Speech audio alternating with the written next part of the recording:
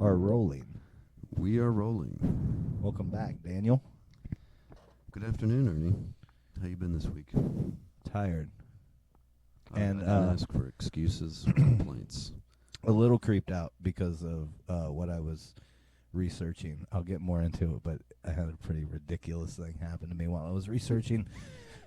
Did you hear that wheeze? I did. Yeah, that's Marlboro Reds. Yeah, I had a pretty ridiculous thing happen to me while I was researching our topic for this week. And it was kind of scary. Anyway, Spooky. so we had 11 listeners on the last podcast, so that was pretty cool. Thank you. And thank you to our one listener in Canada. Hey. Hey. Oh, that was not a funny joke. We lost that listener. Yeah, There he goes. they're done. I think they might have. Anyway, so this week's topic is the number of the beast, 666, and it not just the number, but how it relates to what I found on the campus of William and Mary, and how it relates to Freemasonry, because my research in whole is a theory that William and Mary was built by and then stewarded basically all the way up until present day by Masons. Not necessarily that there's like some Masonic overlord who like always is the president of the university or anything, but in that when it was built, things like we talked about in the last episode with the pyramid being built into the original campus, they leave those types of symbols and signs that the profane, like you and me, which would be a non-brother, would never notice, but that adepts to the craft of Masonry would recognize and I believe continue to imbue that particular school with those signs and symbols. I mean, it's off the charts. I mean, this is going to be one little piece and of the millions of signs and symbols that are built into the property of William and Mary that connect to Freemasonry. Mm-hmm. So first off, again, so I come from a Christian worldview, and so obviously I have my opinions about that number, and we all know the number from horror movies and death metal and whatnot. And I'm not. I'll explain more down the road. But I don't necessarily. I'm not necessarily putting what I believe about that number onto Masonry, and especially not onto all Freemasons, because, like I said in the last episode, it's a huge spectrum with the Freemasonic fraternity. I mean, it's fish fry Masons all the way up to probably the cabal that runs the world. But I did ask my grandmother about my grandfather's. What's the term you use for the levels? Degrees. Degree, and she couldn't remember what it was. She said she'd have to go and look, which could be suspicious, or maybe that's just you making me suspicious about everything. But she didn't know what degree he was. She wasn't involved at all, was she? Because there's the Order of the Eastern Star, and that in that era, like your grandparents' age, a lot of them. I don't think the Eastern Star started until the sometime in the 19-teens, and funny enough, it started within a couple years of William and Mary going co-ed. Go figure. Right? Which could also be, nothing suspicious there. It was also around the time of, ladies getting the vote and whatnot. So, I mean, there's Healthy all that. day. So it could be confirmation bias on my part, but that was another interesting. No, that's never come fact. up. That she's never mentioned Eastern Star, so I doubt it. Because they have the pentagram as their main piece of like symbolism. It's on everything that they do, like little teapots and tea sets and whatnot. I used to collect them because they were so creepy. They're so imagine these little old ladies sitting around like a hall drinking tea out of these gold rimmed pentagram laden teacups. It's kind of wild. It is paradoxical, I suppose. But before you start getting into that, should we discuss why the number, for those who may not know, has such a reputation and some of where that comes from? And Sure. Yeah, I got that kind of in my parts. All right, so give us My the parts. synopsis. Okay. So the number 666 exists in really four places in the Bible. 3 times in the Old Testament, but one of those times is just kind of a repeat of one of the other times, and then obviously in Revelation, and that's the one that everybody knows, the number of a man. But what's interesting is the first place it's mentioned, I believe. No, it's not the first place it's mentioned. I'm getting my Bibles, but the first place that I'm gonna just mention real quick, because it seems kind of arbitrary, is in Ezra 2:13, Old Testament. The children of Adonikim, 666. Now this is just a part of the Old Testament where they are they're talking about who was released from Babylon and going back to rebuild the temple, and it's just a list of all these men and then the amount of people he had with him, or sons or children or household, basically. And Adonikam had 666. Now it's kind of I saw somebody's insight into this who was tying that number to Masonry as well, and what they said was that Adonikam was a noble under Artaxerxes, sent from Babylon to Jerusalem to rebuild the temple. So thus he's analogous to the craftsman under Hiram in the time of Solomon. So the lore within Masonry all revolves around Solomon building the temple and Hiram Abiff, who was the master mason, master builder of the temple. And he was killed by people who wanted secrets, other masons, I think they were other workers or something, and they wanted the secrets to temple building or something along those lines, and they cracked him over the head and he died, and there's other parts of the story. Anyway, so that was when the first temple was built, or Solomon's temple was built. And so this person is comparing it, this guy, because he was a noble, and we only know that because he had so many people within his household, he's going back to build the temple, and so he's a temple builder, similar to Hiram Abiff, rebuilding the temple. So that's how they associate that number, or read that number in. Well, and they're building temples, right? So they're masons, stone masons. Yeah, and that's, in the lore, depending on how much of Masonry's history you believe as far as their lore goes, it started all the way back then with Hiram Abiff and the building of Solomon's temple, or the temple that Solomon had commissioned and built. Now,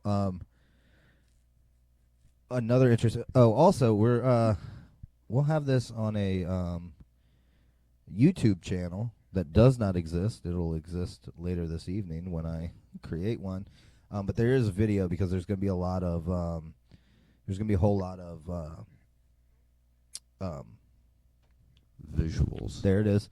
Visual aids. Yeah, that go along with it. And so I'm screen recording my my computer screen, and so this I think we can make it interesting enough to listen to, but there will be a place where you can look at all this stuff. What I wanted to talk about real early on in the number, with the number and the early parts of the Bible that it's mentioned, is that a lot of people associate the number 666 with the Star of Remphan, which Star of Remphan is mentioned in Acts. Refers to an idol associated with the false worship practiced by the Israelites during their time in the wilderness. Stephen, speaking in Acts, recounts Israel's history of turning away from God to idolatry, and Remphan, or Rephan, symbolizes a foreign god that led them astray. This warning serves as a reminder to Christians about the dangers of idolatry and turning from God's commands. Basically, it was an idol back in the... Anyway, so it's a six-sided star. And so that's where people think that 666 came from early on, or where it can be seen early on is a... and that particular idol was associated with Moloch or Baal or Baal, which is kind of the gnarliest of the ones that they got into back then, because that was the child sacrifice god. And that was the one that they'd like throw babies into a big golden or bronze bowl that was like a fire pit. Sounds like Indiana Jones and the Temple of Doom. Kali Ma. Yeah. So the Star of Remphan is also associated with the Seal of Solomon. And the Seal of Solomon,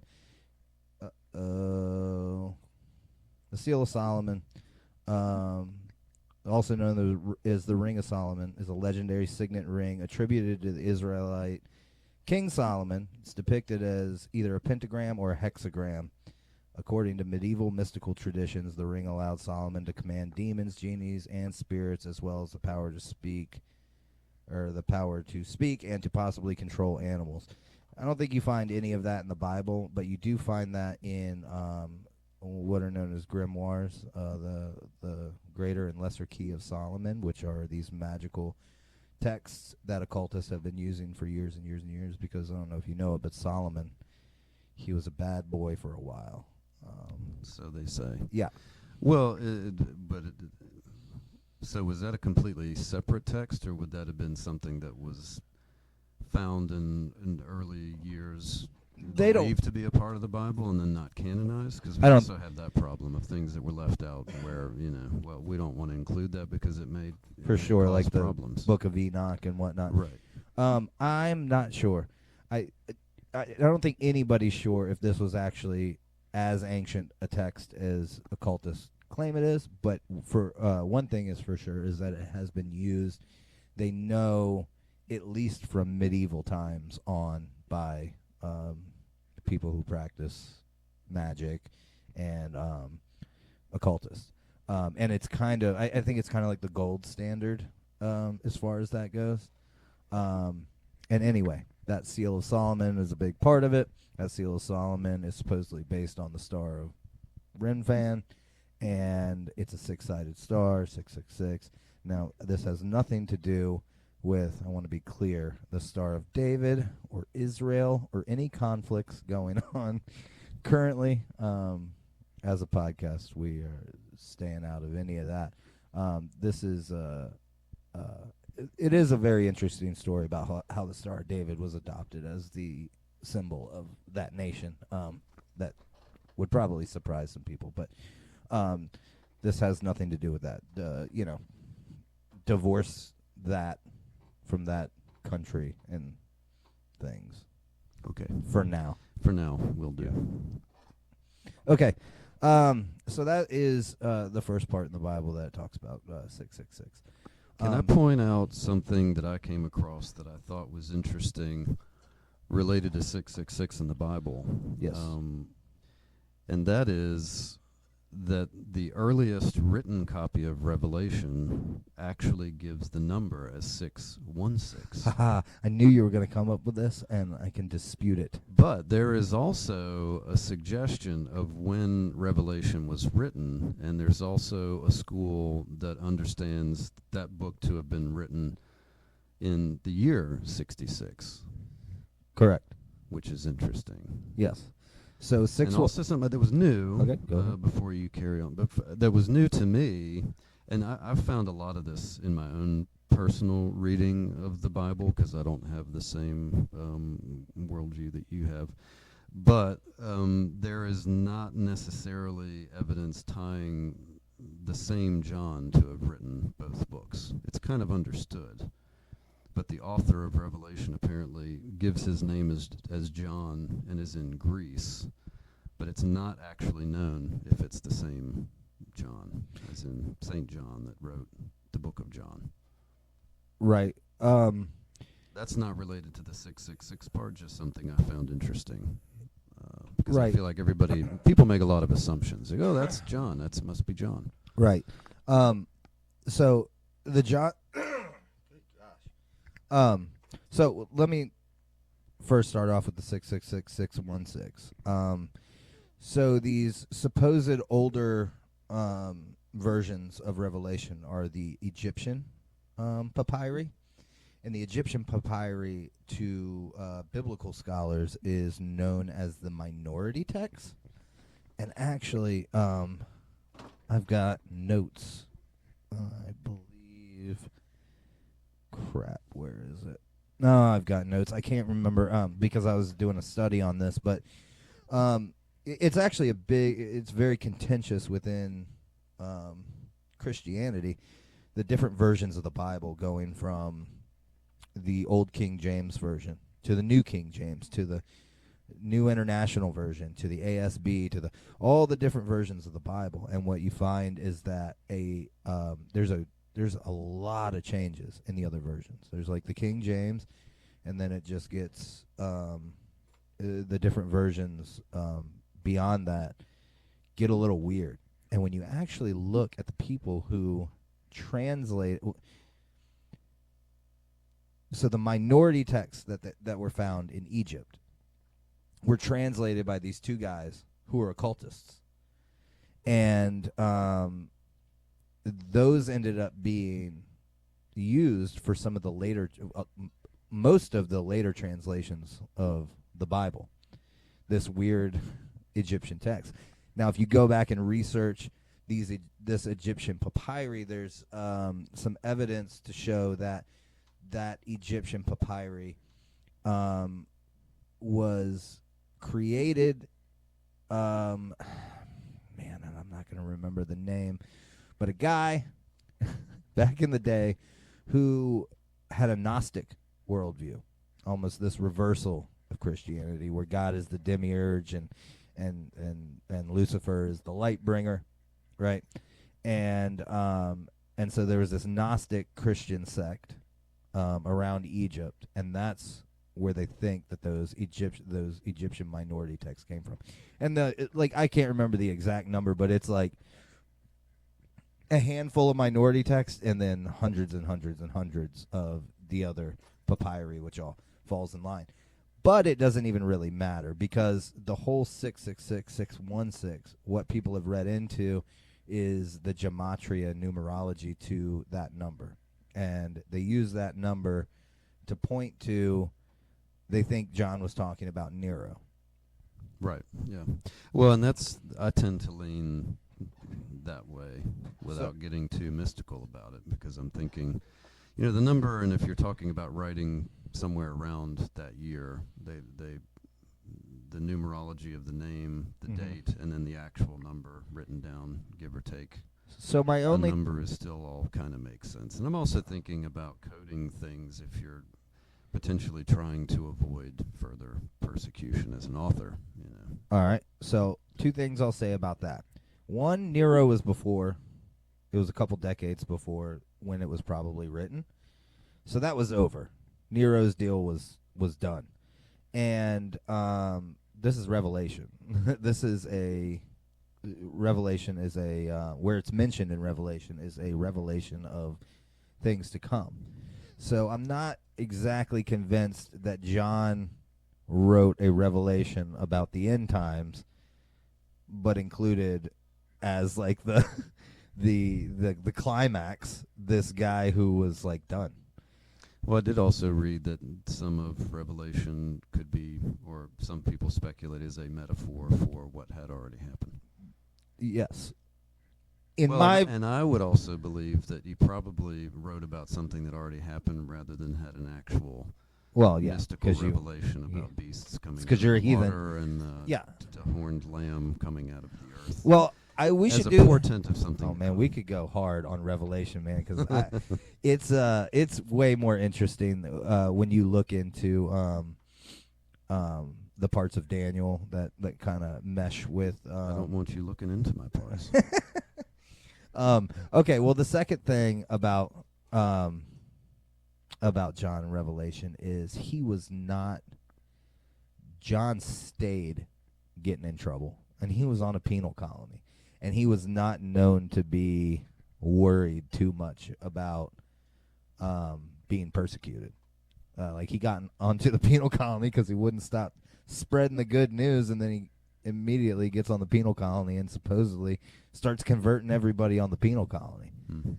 That's a penal like 17 times. Well, what if it was this other guy that could have been a different John? Yeah, I got to go back and look at the different Johns because I don't want to misspeak about the Johns. Yeah, according to what I read, he states his location as the Greek island Patmos. Patmos. Is that the penal colony? That's the penal colony. Okay. Whole So colony of penals. Maybe it is the same John. And I also did come across something that said you could do the numerology with the name Nero. And it would in be, both it of could the be numbers. Caligula. Oh, okay. But I also came across references to all these people who tried to use 666 to come up with somebody's name. Of course, they've done it with Hitler. Yeah. They've done it with, I can't remember who else, the prominent names that stood out. But people tended to have to add a letter somewhere to get what they wanted. Well, which even showed, even with Nero, they had to bias. do it. They had to switch it from Latin to Hebrew. And then there was a second part of the name. It was But like then Caesar, add Nero, Caesar, yeah, Nero Caesar, which yeah. doesn't make any sense. But It's a stretch. yeah, I tend to think I tend to think that number, if you read what it says, I've got it right here, Revelation 13:18. This calls for wisdom. Let the person who has insight calculate the number of the beast, for it is the number of a man. That number is 666. I think this is pointing more towards this Antichrist, this beast, is a man. I don't think. Now it could be encoding somebody's name, but the thing with numerology and gematria, I mean, there's been 50 ways to do it in every language, like forever. I mean, there's guys right now who will give you, Vegas picks for Final Four using like numerology and gematria. It's I think while some people have found some really interesting things with numerology and gematria, and within like the Old Testament, it was built with numerology built into it. I mean, that's part of the Hebrew language was, built with a number system. But obviously, I'm not an expert on that. But I tend to think that it's not. I mean, he didn't really they can't really find anywhere else where it's encoding with numerology in the rest of Revelation. There's speculation on what the different horns were and who they were, and that's really interesting when you get into the different empires and things like that. And anyway, do you know way off. what the name for a person who is afraid of the number 666 is? I do not. I'm going to try to say it. It's hexakosioi hexaconta hexaphobia. That's that's a long phobia, but that basically in Greek translates to 666 fear. Well, it's funny. I probably have a touch of that. Well, people do. I came across a reference that people actually had a major airline not take off with a plane because so many passengers were worried about the fact that the flight was number 666. Dude, if So they I actually never took off because people basically protested. And if said, I "We go to don't wanna fly 7-Eleven and 666." my total is 666, I always add a pack of gum or something. I'm like, no. I've only had the 666 and then some change once, but there are people who are afraid of 13, 7. Yeah. Well, hold that thought. 2 is actually an evil number. Hold for that some thought people. because There's all 13 kinds of wild stuff out 13 there. and 666 go together like peanut butter and jelly, dude. It's about to get weird and it's about to get woo. I ain't scared. All right. So we got these the early mentions of the number, Star Rim fan, Seal of Solomon. Obviously, Masons are pretty into Solomon and that whole thing, so there's a decent connection there. Also, the third place that I didn't mention yet, where it talks about the number in the Bible, is 2 Chronicles 9:13, and that's just where the Bible is stating that the weight of gold that Solomon received yearly was 666 talents. Again, Solomon, 666. Ezra, you're talking about a guy who kind of is a placeholder later on for Hiram, the guy, you know. Also, there's also 1 Kings 10:14, which basically says the same thing as 2 Chronicles 9:13. Now, you've got Ezra 2:13 talking about 666. You've got 2 Chronicles 9:13 talking about 666. You've got Revelation 13:18 talking about 666. Which Revelation 13:18, curiously, is the 66th book in the Bible. Oh, I did not know. And it occurs in verse 18, so chapter 13, verse 18, which is 6 plus 6 plus 6. Okie dokie. I didn't. Nothing to see here, folks. Yeah. Nothing to see Now, here. now check this out. All right, so what do Masons have to say about the number? Well, all research that I can find, any like blogs or forums, anything where actual Masons are talking, they're adamant. It has nothing to do with Freemasonry whatsoever. Now, tangentially, I'd say their association with Solomon and their kind of backstory leading up to modern Freemasonry would point otherwise. Also, the man in Freemasonry, Albert Pike, who was a Confederate general, looked like a Harry Potter character, looked like a wizard. Pull down that book, Morals and Dogma, right there. This guy spoke on not necessarily 666. No matter how many times I found on the internet people who oppose Freemasonry talking about how Albert Pike talked about 666 in Morals and Dogma, I can't actually find it in that book, and I've pored over it. He does break down Kabbalah a lot. I mean, that whole book is peppered with Kabbalah, the Jewish mysticism that borrows things from the Babylonian mystery schools and whatnot. And so I couldn't necessarily find it in there. He has got a large section on talking about the number 6, though. So, like I said, Masons are pretty adamant it has nothing to do with Masonry. But I think you're going to tell us that's horseshit. Well, not totally. Just because you don't want to get in trouble. So, I'll start off with this. Dumbledore. He looks like Dumbledore. Yeah, he when totally you said Harry looks like Potter, I was imagining He's glasses also- and the little swoop haircut. Yeah. But this is Very Dumbledore strangely with from Harry Potter. all of the trouble surrounding Confederate monuments and whatnot. There's a he's entombed in the big Masonic temple right in the middle of Washington D.C. and there's a whole thing to him and whatnot. And he was a pretty wild dude. He was very smart, but he creeps me out. He's a creepy fella.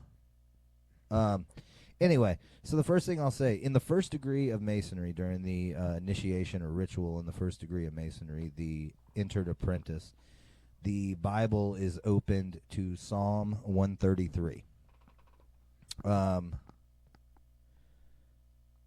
According to the canons of the ritual of the reception in the order of the temple, which is the Knights Templar, the Knights Templar are also in their initiation ritual had the Bible open to Psalm 33. Or I'm sorry, 133. 133 times 5 is 665. I don't know if that means anything, but it's one off. It's one off, right? Irrelevant. No. So what is Psalm 133? It's all about brotherhood and unity and whatnot. But nothing too cryptic in that. No, but what I find interesting is a lot of researchers have seen and referred to the number 133 as the high signature. They find it all over the place. And that it's the high signature in that it's combining the highest degrees in both arms of Masonry, the York Rite, which only has 13 degrees, and then the Scottish Rite, which is Pike was, he like rewrote the Scottish Rite basically, and that highest degree is 33. So 133, 13, and then 33 next to each other. And obviously 33 is like a really high honor. It's an honorary degree. One Mason that I found on one of their sites claims that all of their ritual manuals have 133 pages in them. There might be appendices and whatnot, but the actual meat of every ritual book is 133. The 13 is big in that for me. The Knights Templar were outlawed in 1307. Coincidentally, exactly 300 years before Francis Bacon sent the first, group of dudes over here in 1607. Anyway, they were outlawed on October 13th, 1307. Friday the 13th. That's where the fear of Friday the 13th comes from. The Templars were all doing their thing. And King of France owed him a bunch of money, and there might have been a whole bunch of other reasons why he had them labeled heretics, or they might have been heretics, and they might have done the things that they were accused of. But they were all rounded up on Friday, October 13th, 1307. It's 13, 13, 13, 13, 13, and that's where I'm getting some of my connection to the 666. Along with the Solomon stuff and the six-sided star, which is used a lot in Masonry. Also, the Christopher Wren building, the main building of William and Mary, the first building in William and Mary's historic campus, which you can see. Which you can see right here, is the Sir Christopher Wren building, and there's some debate on whether or not he designed it or if it was designed with his style. We do know that he sent his landscaper over after one of the early fires to re-landscape. That was nice of him. Yeah, it seems. But the thing about Sir Christopher Wren that's really interesting and applies is that in 1666, what happened in England? Come on. In 1666? 1666. What happened in England? London, specifically. Fire? Yeah, big old fire. Great fire of 1666. Who was the man? What are you looking at me like that for? No, just, it's one of these coincidental slinging sixes around, too, because we were just talking before off mic about listening to that Rest is History podcast where they're building up to 1066. Uh-huh. Which, of course, is a big year in English history with, William, the Norman invasion and all that. So were you trying to say William of Normandy was a Freemason? Most likely. Or a Templar, one or the other? Possibly. Yeah, it is entirely possible. So 1666 is the Great Fire of London. The man tapped to be the architect and basically rebuild London and all its cathedrals and whatnot is Christopher Wren. He built St. Paul's, right? Didn't he build St. Paul's Cathedral? Yep, he rebuilt St. Paul's Cathedral. He also, Christopher Wren was alive while Freemasonry went public. He was a member of the Royal Society, which has ties like all of the members of the leaders of the Royal Society at the time ended up being the people who created and were at the first meeting at the Goose and the Apple or something like that, I think was the name of the tavern. Great pub name. Yeah, something like that. The Goose and the something. In 1717 when Freemasonry came out.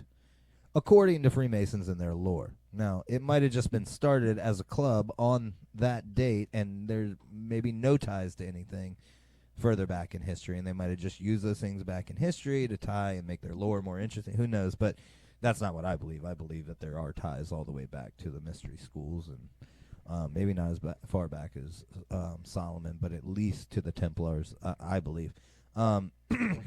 So it's interesting to me here at the campus of William and Mary that the building is named after Christopher Wren. He was, after the fire of 1666, he's asked to rebuild London. We don't know that he was a Mason there in 1717 when Masonry kind of went public. We do know that his son, Christopher Wren Jr., was the worshipful master of the Lodge of Antiquity No. 2 in London. So, I mean, there's probably a good chance that, considering all his friends in the Royal Society and his son was a worshipful master, then he was probably, if not a brother, he was probably that kind of that connective tissue between your Francis Bacon, Rosicrucian, Royal Society into Freemasonry, in my opinion. What's really interesting, too, is that in this Wren building here, this particular wing, right... I can't use computers. This particular wing of the Wren building, right here. I don't know if anybody will be able to see that. Hopefully they will. But yeah, this particular wing here on the, I believe it would be the southern side, is the Wren Chapel. If you were to look into that chapel, it looks like no chapel from the 16 or 1700s. It has seating from the sides pointed in, altar up at the front. All chapels are, stadium seating. You know what I mean? You're in rows facing the pastor's talking back at you. But every Masonic meeting room, lodge room, is set up exactly like that. I've heard this explained away by saying that, when the Rockefellers came in and renovated William and Mary, when they did the whole Colonial Williamsburg renovation, that they, since it was the Wren building, they wanted to style the chapel after Sir Christopher Wren's work at I believe it's the chapel in the Chelsea Hospital. You look at the Chelsea Hospital, and it's not only, looks just like the Wren Chapel, but it looks like a Masonic lodge room, right down to the black and white tesseract floor. So maybe that doesn't point to the Wren Chapel as being a lodge room at some point in the past, but it definitely points to Christopher Wren having some, influence in masonry. I mean, he made the chapel there. Well, I have seen churches before where the seating is on the sides. You've seen those, right? Like if you were to go in, let's say, the front door, and it's a shotgun to the back. The pews are in almost like a bar in a courthouse on the left and on the right. And there's not an altar or a place for the pastor, vicar, whatever to be at the end. There's it's on the side, and they have that elevated thing with the whatever you call that goes on the top to deflect the voice back down into the room. Those do exist. Now, are the seats pointed in towards the aisle? Yeah, they're pointed towards because the inside. If you go so your back would be to the wall, and you'd be facing basically the middle of the room. But it's open down the middle where you'd be walking through there. It's not always pews lined up with an aisle in the middle facing the... So what I'm interested in is how many of those were also used as lodge rooms as well.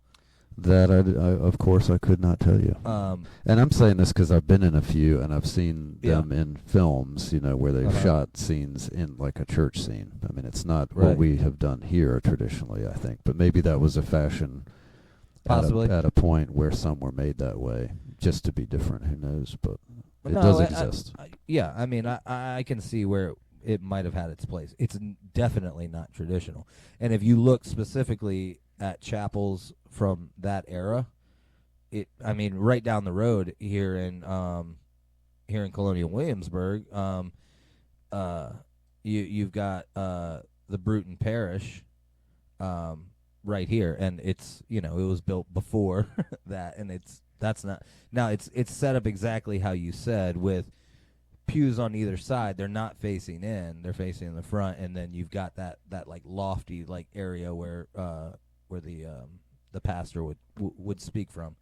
The pulpit, that's the word. The pulpit.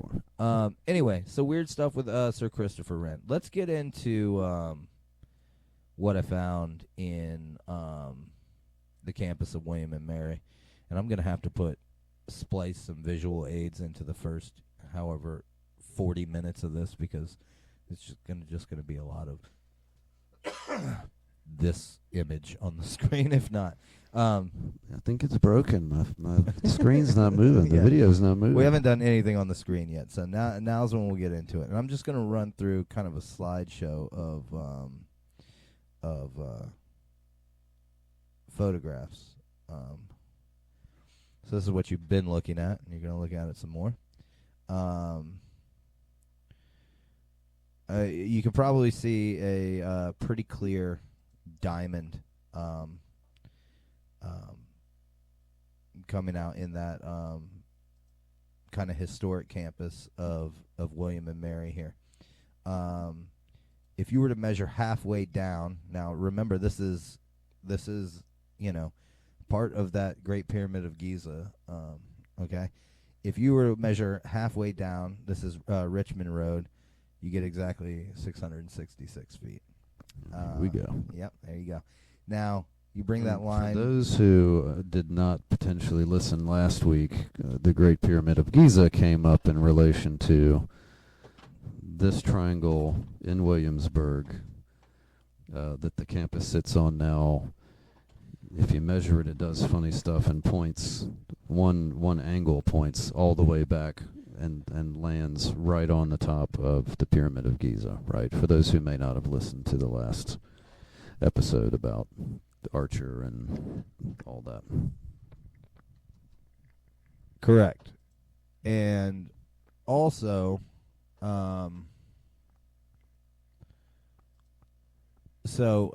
yes, that is... what have I done? What have I done? He don't know how to use any computers, I folks. Don't. I'm an old hillbilly. Yeah, what you're saying is correct, and I can really, really quickly, I can kind of show really quickly what you're talking about. This is the original historic campus of William and Mary. Come on, snipping tool. Yeah, I got it. This is the original historic campus of William and Mary, kind of this triangle here. These two roads are the oldest roads in Virginia. This is Jamestown Road. Right here, that's Jamestown Road, and this is Richmond Road. Jamestown Road leads right to the original settlement. Richmond Road leads right to the second settlement. And if you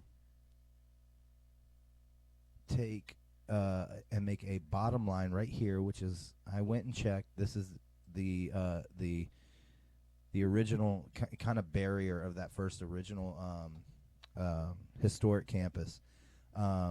This measurement here is the quite a tidy line usually. Yeah, that measurement there is the exact measurement of the side of the Great Pyramid of Giza, and the apex or capstone tip of the Great Pyramid of Giza would be right here. The base here is the exact measurement to the foot of the Great Pyramid of Giza.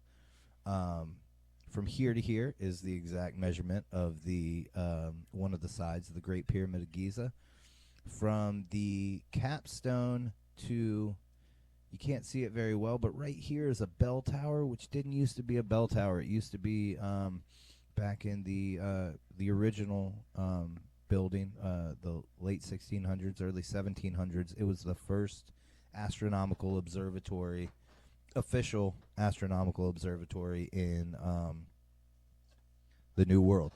The kind of place that you would need to be able to navigate and do the next part of this. So this line where this astronomical observatory is the exact measurement if you were standing on the floor, like the bottom floor, I guess, of the Great Pyramid of Giza and measured straight up to the capstone. That's the exact measurement. Now, what's really interesting about all of that is that, let me zoom in here real quick. You can actually see that the historic campus, it stops about right here, and then this is street. This is where those two streets meet. These measurements are all the measurements of the Great Pyramid of Giza minus the capstone, which does not exist anymore. This measurement right here, from where the campus stops to where these two roads come to kind of a point, is the exact measurement of the capstone. Right? So not only did they create this, and these are, this is Duke of Gloucester Street right here, and these three streets right here are some of the oldest roads in this country. So, and so now what's very interesting about this as well is that if you are to go on Google Earth, put a point right here, and draw a straight line all the way over to the Great Pyramid of Giza, come back here, what you'll have is it stays running down this line. So this road and these 2 points, this capstone apex, and this point here actually points and runs all the way to the Great Pyramid of Giza, and then runs down the exact same corner that this is kind of representing. We'll do a whole nother show, I guess, where we show that. And that side measures 666. No. Halfway down. What was the halfway down? I'll show you. Before we get too far down that, so for those of you who are not watching, you can draw a line down both sides. It's the same measurement as the Pyramid of Giza. From the bottom base on one side to the other side of the base is the same measurement, and then from the top of this triangle to the bell tower, you would be in the same position as the central burial chamber floor in the pyramid. Right. And then there's an accurate measurement with and without the capstone, which and is they've never pretty found remarkable. anybody buried in those pyramids, right? Right. I mean, that was the old, I think, assumption, right? Burial chamber. Okay, so back to the 666. This isn't exactly the same measurement, and you'll see why in a moment. It's not the same measurement as the Great Pyramid of Giza. The Great Pyramid of Giza, its side is not 666. It's pretty close to it, but it's not. It's a little further, because this right here is the is kind of the edge, and you can see this is actually an entrance, and there's a statue of Queen Mary and King William on either side of this, and the entrance here, and this kind of makes the back border of the original historic campus. Anyway, that's the pyramid. What we're doing now is this line here, and this line here, from here to here, is 666. Okay, if you continue with that line across, you get another pyramid that butts up and comes right underneath and right to the edge of the Wren building. Okay, this line here is also 666, as you can see, and then of course the following one also 666. I know some of you might be thinking it's not even following that road, right? You've kind of got this bump out here, but I believe the next slide shows it does. So now we're looking at a historical this is what's referred to as the Frenchman's Map. I want to say it was made in the 1780s during the Revolution by a French colonel, general, something like that. And what you can see is that road didn't used to do that. You can see this right here is the Brafferton house. So that's that building that my line on the last slide is kind of butting right up against the edge. This is actually where that road used to go. Obviously, they've changed that since colonial times, and that bump out no longer exists. I think I have a little bit better, and you can see. So that's what the original road was. This was a paved road does not precisely follow the original. But the measurements absolutely do. The measurements fall right in line with what this road used to be. And so that triangle right there is an exact 666 by 666 by 666 triangle for a total of 1998. Now we have to trace this to see. Let's go back and look at 1998 and see what sort of mysterious things happened on that site. All right, so we're going to start here again, all right, and we're going to continue this line down, and it's going to end up right in front of Blow Memorial Hall, which I always thought was a great name. I need to look into who that's named after. That's 666 feet right here in front of Blow Memorial Hall. I bet the students have had a field day with that. I'm sure they have. So you can see here that that first line I made was from here to here. That's 666 feet. Then from here to here, that's 666 feet. Now, if we're gonna have to come back to that slide. That's not in the right place. So as you can see, from here, this is 666 times 2. Exactly.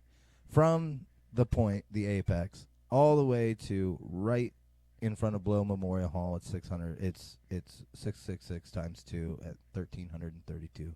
So we've moved farther down the street, doubled 666.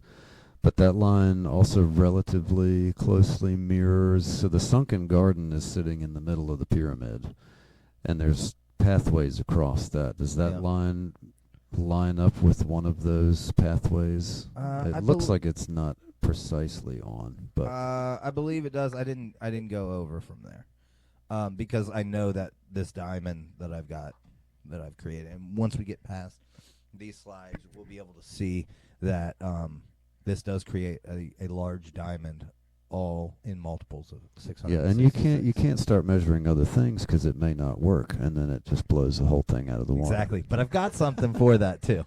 I got something for that. So, all right, if we come down and do the underside of the diamond, you can see that measurement was again a multiple of 666. And I'm going to go back one slide because this kind of seems like an arbitrary place to put this last point? It's like in the middle of this old patch of woods. It's off center of a large tree. Well, it's directly in line with the Cremdell Pond and the Cremdell Bridge. It's also in the middle of the property where all of the lodges at William and Mary are.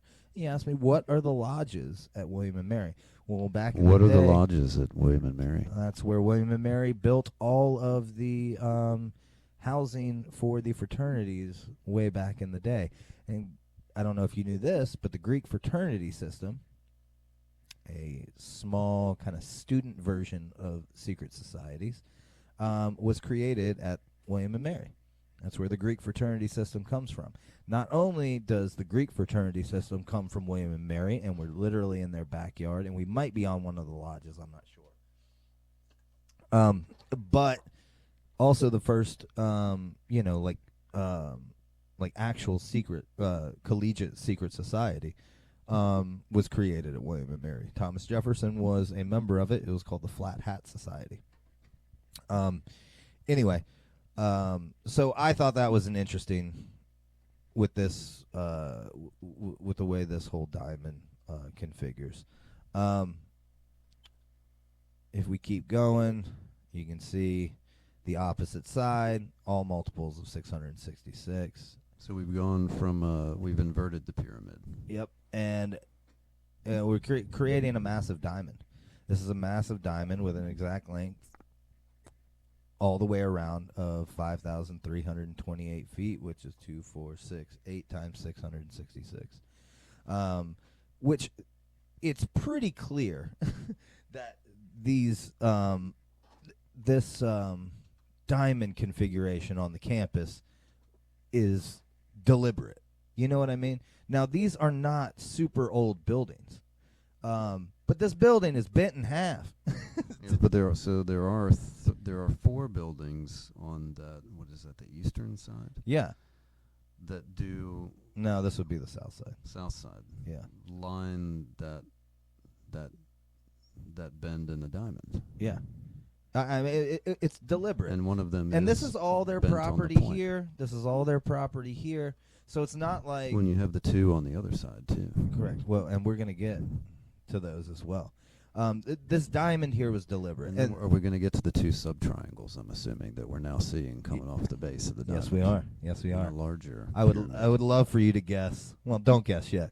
But 666. This goes to my theory that not only did Masons create, this original little pyramid campus that points all the way to the Great Pyramid of Giza and imbue that campus with that kind of symbolism, but that later on somebody noticed it and they kept going and kept going. So subsequent. It seems crazy, but it almost seems crazier that this would be a perfect diamond where they've clearly configured the shape of this campus to conform to this diamond and give it very clear boundaries of this diamond. I mean, you've got buildings down the borders of these lines. You've got one building that's bent in half so that it creates kind of one of these joining points of the diamond. And now, so this is a little piece of information. In Freemasonry, a diamond set within a triangle or with 2 triangles nearby, often seen in rings or pendants, can symbolize the eye of providence or the all-seeing eye, representing God's watchful presence and the pursuit of knowledge, and spiritual understanding. Here's a more detailed explanation. The triangle itself is a common symbol in Freemasonry, often representing the Trinity or divine nature. The diamond, especially when placed within or near a triangle, can symbolize purity, truth, and the enduring nature of Masonic principles. All we've got is diamonds and triangles, right? And what we'll go to next is we've got these triangles here that I'm sure you've seen while we were doing the diamond. They're on either side, and as you probably guessed, but each side of these triangles here is exactly 666 feet. So 2 triangles of sides of 666 feet flank a diamond that's clearly deliberate, that each side of that diamond is 666 times 2. Now, what you're seeing here is I've found the number 666 all over the campus. And now we're on the sunken garden. Now we're in the kind of in the center of the diamond, or the center of the top. Yeah, pretty much the center of pyramid. the diamond. Yeah, almost exactly dead center of the diamond. I saw Carbon Leaf play there one time. It was a great show. I'm sorry for you. I've always been a big Carbon Leaf fan. Sorry I'm not so much into the punk as you are. All right. So I'm a father now. so you listen to Carbon. You become increasingly It's a lame. glowing review of Carbon Leaf. Listen to Carbon Leaf if you're a dad. Anyway, Dad rock. so the diagonal line from the border of the kind of rectangular part of the sunken garden is 666 feet, which I found early on, and that was the first kind of measurement I found, and I was like, that's weird. Then that got me looking into who was responsible for the sunken garden, and the person responsible for the sunken garden that was built during the Rockefeller renovation of Colonial Williamsburg and William and Mary, and it was an architect named Charles M. Robinson. Now he's done a lot of he built a lot of schools and things like that. But what's interesting about him is that when he was done with the sunken garden and a bunch of the other newer parts of William and Mary that were done during the Rockefeller renovation, he also, while he was in Williamsburg, on his own dime, renovated the number 6, the original Freemasonic Lodge, inside of Colonial Williamsburg. On his own dime. He paid for it himself, renovated the lodge, and gave it to the Freemasons in Williamsburg, right? You say this was the number 6 lodge? Yeah, it's the number 6 lodge. So it's probably the 6th lodge. I don't know how they do their number system. It's supposed to be consecutive, but it's weird. I don't know. It's also weird at 6. Well, yeah, I didn't even think about that. Didn't even think about that? No, I You just said it, and yeah. you didn't even think about it? Yeah, I didn't think about it. It's the number 6 lodge. Well, for those of you who are not looking at this map, so the sunken garden is basically like a really long, it's an oblong shape. It's almost like a Is that the football right thing? field. It's like a football little field, thinner. but it's curved on the ends. But if you go from like these raised, curved end cap pieces almost, and measure the flat part of the garden from one end of the triangle, of the rectangle, to the other, 666 feet. 666. If I wasn't looking at it with my own eyes, I wouldn't believe you. So But Google says so. What you know, so. the reason I took this screenshot and this measurement is because this seems kind of like an arbitrary random measurement, the diagonal across. Why so would you do that? Even me assuming, the Charles M. Robinson, obviously he was a Mason. He built the lodge. He gave it to him. He also is responsible for building the Altria Theater in downtown Richmond. No way. Okay. Yeah, which at the time he built it, it was not a theater. It was the largest Masonic meeting hall in all of North America. It was a massive lodge. That's why there's all that crazy Middle Eastern symbolism. Yeah, It used yeah. to be called the mosque because that is the symbolism that the Shriners and the Masons use. It's an incredible building. Can I guess what you're about to do here? Sure. So you've got the diagonal measurement from one corner of the rectangle to the other. Yep. But something tells me when you now measure the left side of this triangle, which is the second longest side, I think you're going to be wrong. and then add the short measurement of the bottom, that it's going to then still equal I did not. 666. No, I did not do that. Okay. Um, well, it was a guess. but we That's why I can- wanted to guess. But we can try because that might. I don't. It think may so. still come out to 666. It might. No, the reason I took this picture is because measuring diagonal across this thing with no reference as why to do that kind of seemed arbitrary. I measured it diagonally and I got 666, and that's what started this whole ridiculous dive into these measurements.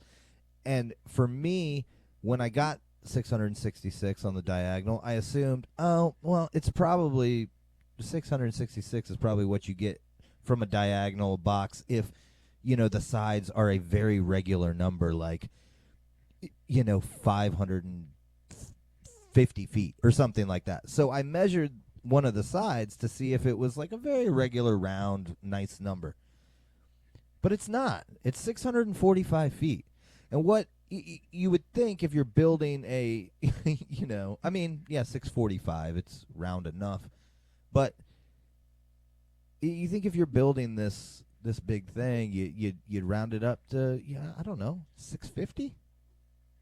Unless you're trying to make sure that the diagonal is 666. You know what I mean? Like, you would think that these sides would be the more specific, like a more specific number. 645 feet just doesn't. Why wouldn't you make that 650? Well, if it's 650, then that diagonal is going to be longer. It's not going to be 600. So that's 645, and that's what I was thinking. What if that bottom was 21? Because it would put you at 666. Right? Is my math correct on that?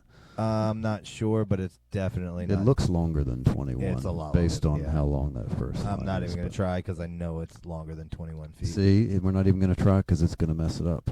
No, all right, we can try. Let's see. Our whole hypothesis is blown here. Google Earth. Conspiracy behind these measurements. Well, no, it's not the right number.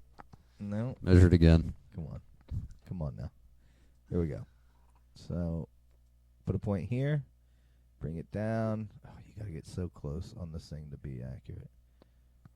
So we're measuring on the edge of the grass and the brick precisely. I didn't do that first point real accurately, but you can see around 643, and we're up to like 800 feet. 815. 815, 816. Mm-hmm. Not even 813. Okay. Well, it was worth a shot. It was. All right. So that's the only reason I did this measurement, just to, I just kind of assumed that the 666 was happenstance because it was a much more regular like distance on the sides. Who are we looking at here? This is Mr. James Blair. This is founder of the school. This is the guy Blair. that they sent. He was the rector of the Bruton Parish Church that we showed earlier, a very early church, 1600s, in what was at the time called Middle Plantation and not Williamsburg. He was actually sent over to England to obtain the charter for William and Mary, and I guess get the king and queen's blessing, and I guess kiss up to him by saying, "Hey, we'll name it William and Mary." Anyway, so this is the guy, and we have another interesting measurement that involves Mr. James Blair. Starting right here in the middle of this kind of courtyard here, and measuring a line. These are all out of order. Anyway, drawing a line over to the James Blair statue on the campus is 666 feet. Now, again, I did this next this photograph here because it seems kind of like an arbitrary place to start your point in the middle of this courtyard here, right? Except for that the original building of William and Mary was supposed to be a quadrangle, a square with a courtyard in the middle of it.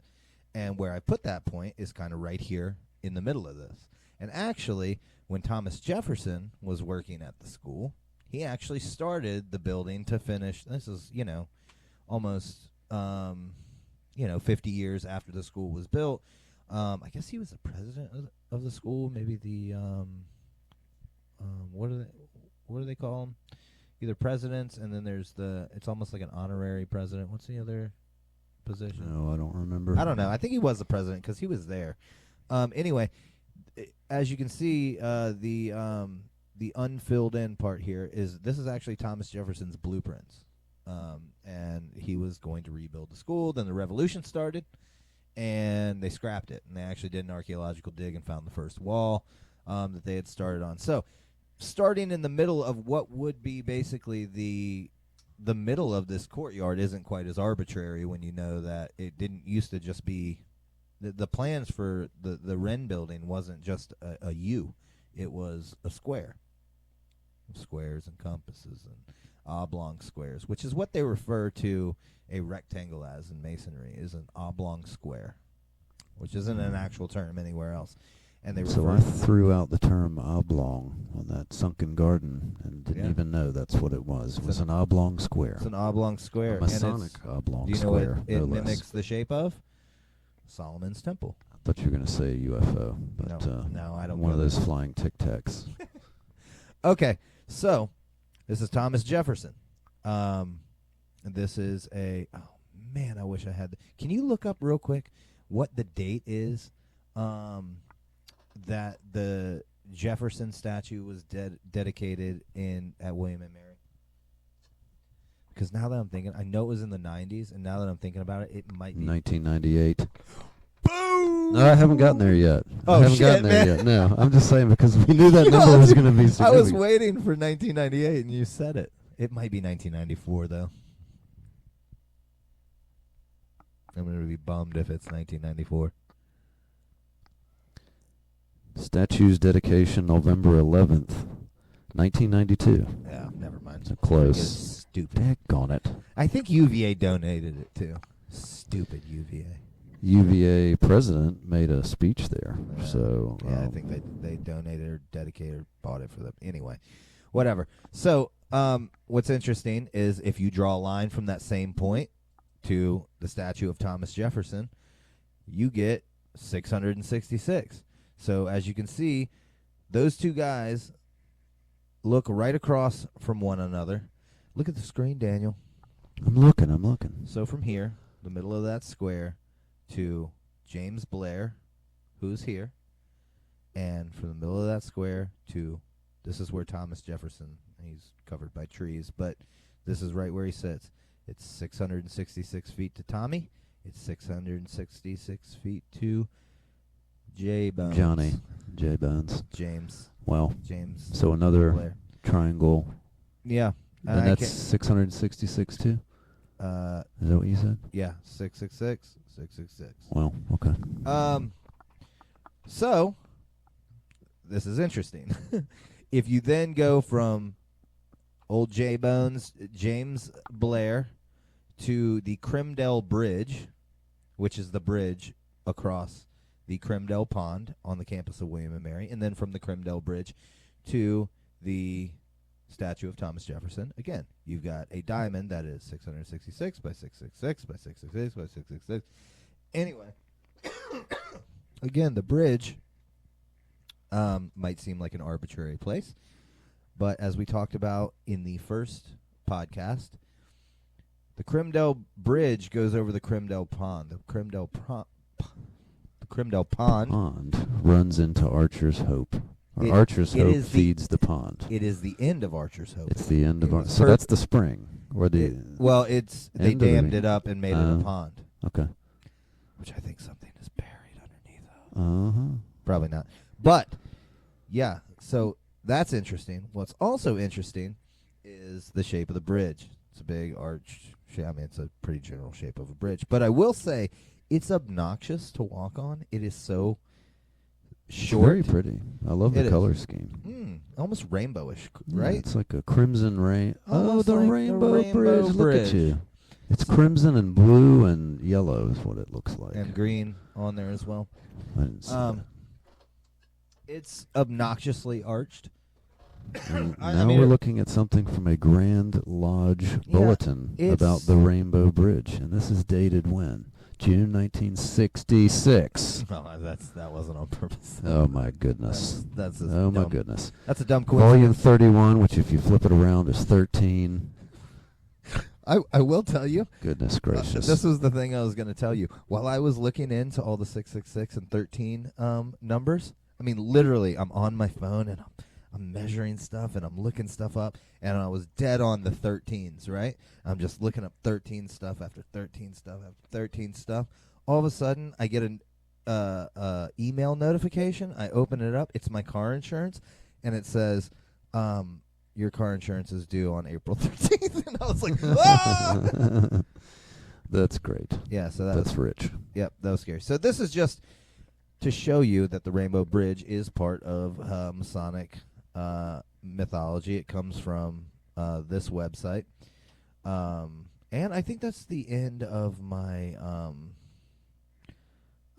slides here. Maybe not. Yeah, I think it is. I thought I had more. Anyway, there's a lot of stuff that... Oh, and you're pointing at your watch, Daniel? I gotta go pick up kids soon. You got a heart out? Well, I'm gonna listen to Carbon Leaf the whole way to pick up the kids. Damn right you are. Anyway, so this was supposed to be a little bit more organized. I hope that everybody can see the deliberateness with how this number is imbued into that campus. It could be. I don't think you need to say what you're about to say. That it could. Were you going to say it could be coincidental? It could be. It could be confirmation bias. No, but that diamond, it's insane.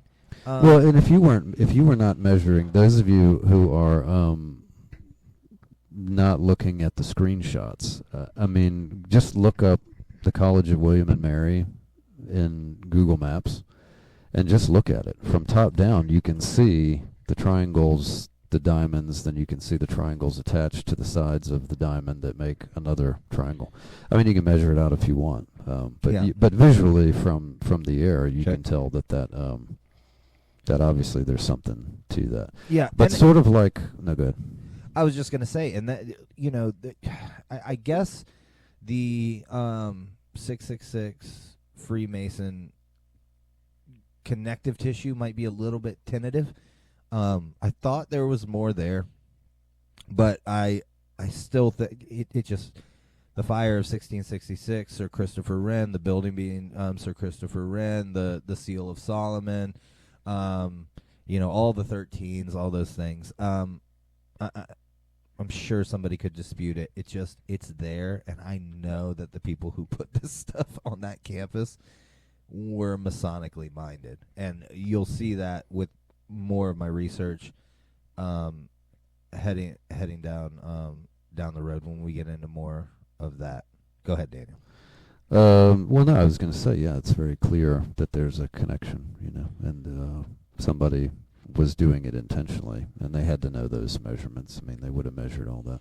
It's like it's one of those things where you necessarily tell everybody. I always like to think of some of these things happening though when folks know people believe things, and I'm always wondering if I was one of these builders, I'm like, we're going to screw with people. So watch this. Measure out 660. It's a bit. That's where we're going to put the thing, because everybody's going to go, oh my gosh, there's something to this later. I don't think they necessarily would have been thinking that, but I like to think that some people were going, we're totally going to screw with people. Watch this. We're going to make it a pentagram, and they're not going to notice until they, years later when they can look at it from the air, because people will fly one day, Well, wait till you see when we get to my connections with Oak Island, and one of the pieces that, I mean, it's incredible. These the symbolism built into the college that connects with Oak Island and whatever happened on that island, and one of the pieces that's placed, and it's the strangest piece,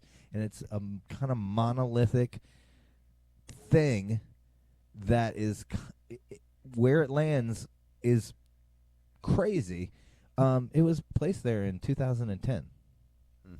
And it's kind of where it should be, but it's also really, really out of place, considering where. Anyway, I won't be too obscure with that anymore. That's got to be obnoxious to listen to. Well, one thing that strikes me too is something I came across, another term that I hadn't heard before. But if you think about, you were talking about the Greek fraternities that were placed on one point of that, and people then studied a lot of that influence far more than people do now, and they were also tended to be Christian as a worldview, I would say, but there is a term called arithmomancy,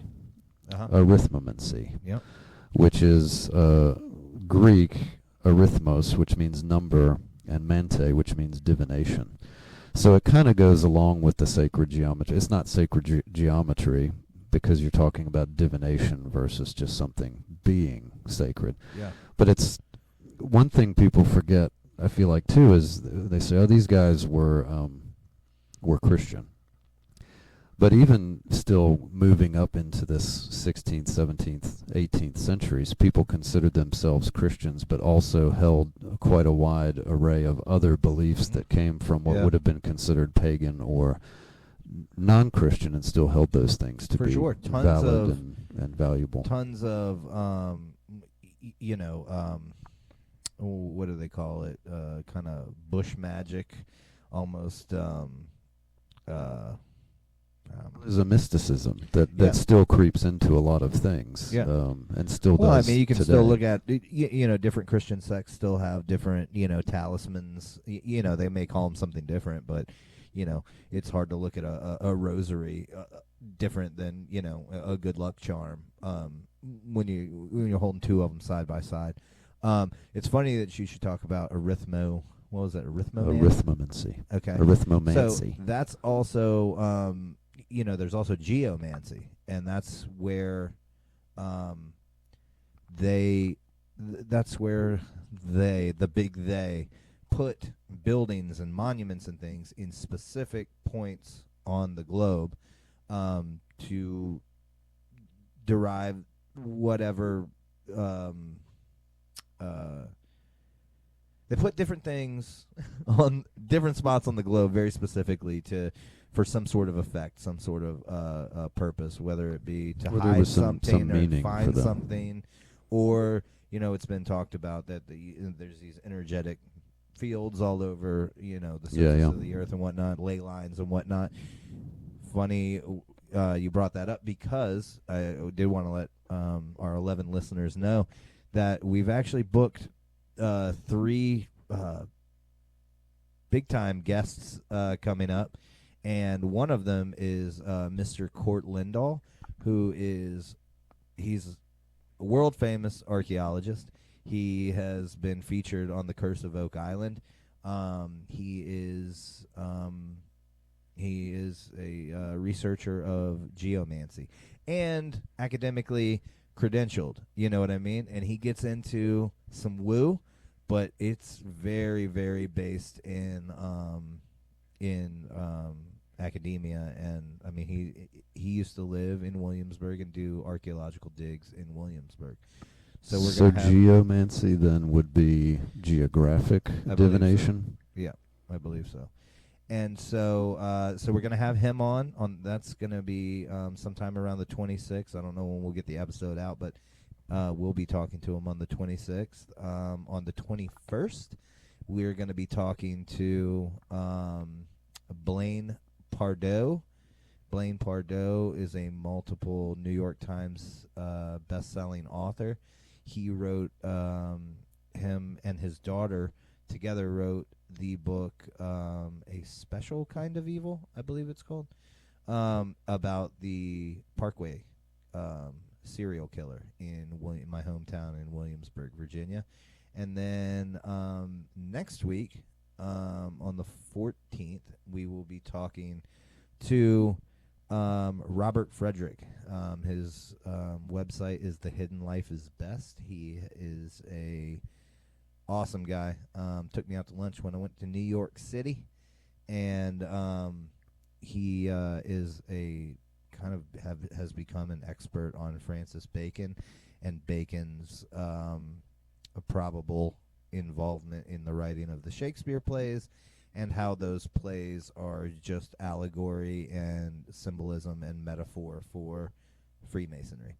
So that's going to be a really good one. He's a boss. So can I finish with one other thing I found that I thought would be fun to run through a couple of these? Absolutely. Before I go, there's a guy who wrote a book called The Magic Numbers of Dr. Matrix. Have you ever heard of this? I have not. It was published in 1985, but it's about the numerological similarities between things. Okay. And it's just, I don't know if he's saying there's something to this or if he's just pointing out that's odd. Okay. But I thought it would be fun, and I thought you would enjoy some of these as we start to connect some of these numbers. So Abraham Lincoln was elected president in 1860. Kennedy was elected in 1960. I've heard this one. Both were assassinated on a Friday. Lincoln was killed in Ford's Theater. Kennedy was killed riding in a Lincoln convertible made by the Ford Motor Company. Yep. Both were succeeded by Southern Democrats named Johnson. Andrew Johnson was born in 1808, Lyndon Johnson in 1908. The first name of Lincoln's private secretary was John. The last name of Kennedy's private secretary was Lincoln. Of course. John Wilkes Booth was born in 1839, Lee Harvey Oswald in 1939. Booth shot Lincoln in a theater and fled to a warehouse. Oswald shot Kennedy from a warehouse and fled to a theater. Yeah. That's my favorite one. Yeah. And then John Wilkes Booth and Lee Harvey Oswald both have 15 letters. First public suggestion that Lincoln should run for president proposed that his running mate should be John Kennedy. John Pendleton Kennedy was his name. I haven't heard that. As a Maryland politician. And if you shift each letter of FBI forward by 6 letters in the alphabet, you get LHO, the initials of Lee Harvey Oswald. Isn't that a weird list of things? Yeah. The reason I pulled that up and thought it was interesting is because I think somewhere where I was reading this, they were just kind of making the point that sometimes things just are arbitrary. Yeah. Which that maybe it isn't. Maybe that's divine numbers or something like that. But one thing they pointed out, for example, if you say both were assassinated on a Friday, it doesn't say what Friday date that is or what month, because then it would break your like, oh my gosh, oh my gosh, right. you know. So sometimes when you look at numbers, you can come across these things, which is what I thought was interesting and where I came today prepared for. But what you showed me today, and I've seen you do those measurements before, is pretty cool. It's pretty convincing. Do it right? yourself, folks. I'm telling you. Go home. Yeah. Open up Google Earth, and do some measurements. It's pretty awesome. I'm going to be honest with you. That's the reason that I started getting... I used to do all this research into William and Mary and whatnot just for myself. I didn't share it with anybody except for maybe a friend or whatever. I had no plans of writing a book or doing a podcast or anything like that. And the way I got a hold of people like Robert Frederick, who's going to be on, and Court Lindahl and a couple other people, and ended up on Sam Tripoli's podcast and Mark Steve's podcast, is because I finally got to the point where I think, I've reached my my academic glass ceiling, or I don't know if it's glass ceiling. But threshold. There it is, threshold. And I really want somebody who's smarter than me, like, to take that's this. Not hard to find. Yeah, that's true. That's not. We can find a bunch of those people. But I want somebody to take it further, because I'd like to read a book about this stuff. You know what I mean? Instead of having to like figure it all out myself. Another thing that comes to mind is, especially since you're going to have like a YouTube companion to this now, is we should take a field trip. Oh yeah. We're doing that. I mean, I've been to Williamsburg many times. My grandmother still lives there, but not with you talking about this stuff. Oh, there's so much weird stuff. A bunch of other weird things we could find, yeah. Weird little puck statues in the middle of gardens. And we should make it a tour, and then we can invite listeners to come on the tour. Meet us in Williamsburg on a Saturday. And, well, people within range, obviously. You think the Canadian will come? No, because when you said 11 listeners, it's down to 10. Because remember, we said A, That's right. and then he's probably not listening anymore. But I do like hockey. He or she. Yeah. I like maple syrup. They make that in Vermont, though, too. Oh, that's fair. Fair enough. You got anything else to I don't add? think so. No. I don't think so. I was going to talk about my Dubrovnik to North Carolina thing, but we'll save that for another episode. We're going to do a whole episode on that, because I think... I don't know if there's one to do it. There's a lot of the sources are Croatian books. Well, then you're going to have to read it and explain it to me instead of me doing the way I do it. Well, but the only problem is I'm not going to be skeptical at all. I'm just going to be like, yeah, that's it. That's amazing. Yeah.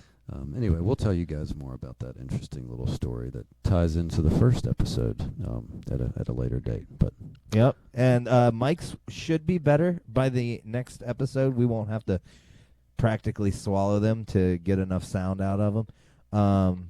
And you won't have to turn your car radio up to 11 to be able to sorry hear about my breathing last week. That annoyed myself. So that's it. You can also, again, follow us on Facebook. Virginia is for Conspiracy Lovers. And then follow us on Instagram, our Virginia convict dating site, VA Con Lovers. Con Lovers. And feel free to email us if you have any ideas about cool Virginia things that we should research, and be on the lookout for those big episodes with those guys. So anyway, thanks for listening, you 10, maybe 11, and we'll talk to you later. Ciao. Bye.